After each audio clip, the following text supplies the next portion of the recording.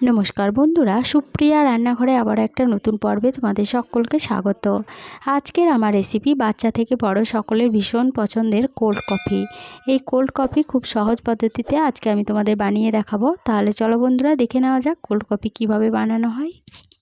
Cold coffee বানানোর জন্য সবার প্রথমে একটা পাত্রের মধ্যে নিয়ে নিচ্ছি 2 টেবিল চামচ কফি পাউডার আর নিয়ে নেব 2 টেবিল চামচ চিনি। এবার এর মধ্যে দিয়ে দেব 2 টেবিল চামচ কুসুম গরম জল।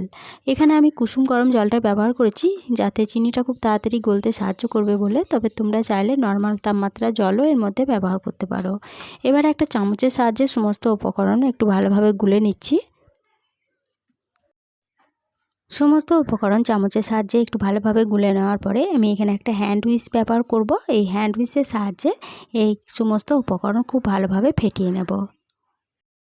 সবার বাড়িতে তো হ্যান্ড ব্লেন্ডার বা ইলেকট্রিক বিটার থাকে না, তাই হ্যান্ড হুইসের সাহায্যে যদি এইভাবে কফি পাউডার ও চিনিটাকে ফেটিয়ে নিয়ে কোল্ড কফি বানানো হয়, তাহলে পরে দেখবে খুব সহজ পদ্ধতিতে কফিটা বানানো হয়ে যায় আর খেতেও খুবই সুস্বাদু লাগে।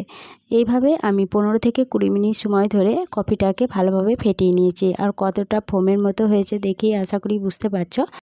এটাকে একটা সাইডে সরিয়ে রাখলাম। এদিকে বরফ জমানো মোল্ডের মধ্যে আমি অল্প করে দুধ দিয়ে এইটাকে ওভারনাইট রেখে দিয়েছিলাম। দুধটা জমে খুব ভালোভাবে বরফ হয়ে গেছে। এবার এই বরফগুলোকে এই দুটো গ্লাসের মধ্যে তুলে নেব।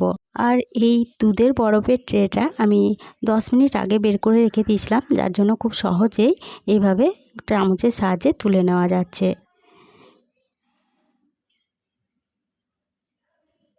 দুধের বরফগুলোকে এইভাবে চামচের সাহায্যে তুলে নিয়ে দুটো গ্লাসের মধ্যে 5টা 5টা করে আমি দিয়ে দিয়েছি।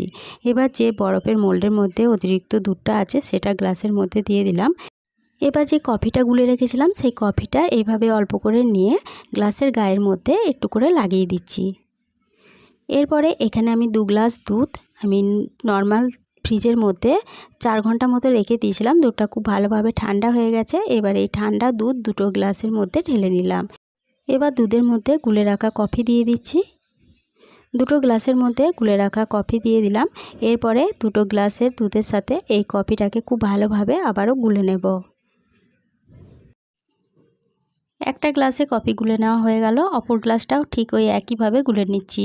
দেখতেই পাচ্ছ কত সহজে কোল্ড কফি বানানো হয়ে গেল। আর ওপর থেকে ডেকোরেশনের জন্য অল্প করে কফি এইভাবে দিয়ে দিচ্ছি। দুটো গ্লাসের মধ্যে ওপর থেকে দেখতে সৌন্দর্যের জন্য এইভাবে কফিটা একটু ছড়িয়ে দিলাম। এই কোল্ড কফি পরিবেশনের জন্য আজকে আমার একদম রেডি হয়ে গেছে। আজকের কোল্ড কফির রেসিপিটা ভালো লেগে থাকলে ছোট্ট একটা লাইক দিয়ে এরকম নতুন নতুন রেসিপি পেতে প্লিজ আমার চ্যানেলটা সাবস্ক্রাইব করে আমার পাশে থেকো।